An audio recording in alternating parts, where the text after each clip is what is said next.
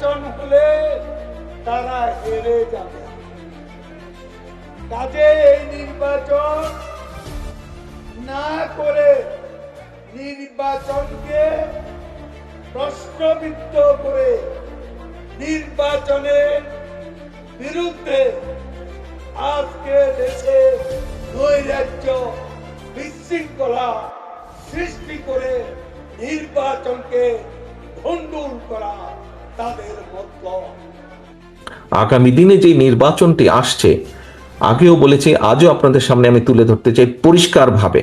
আপনারা পত্রপত্রিকা দেখছেন, খবরাখবর রাখছেন, আপনারা যদি সকল কিছু বিবেচনা করেন, পরিষ্কার দিন যত যাচ্ছে পরিষ্কার হয়ে যাচ্ছে। আমি আজকে থেকে প্রায় 3 মাস আগে আমি এই কথাটি বলেছিলাম, দিন যত যাচ্ছে তত পরিষ্কার হচ্ছে সামনের যে নির্বাচন এটি এত সহজ না।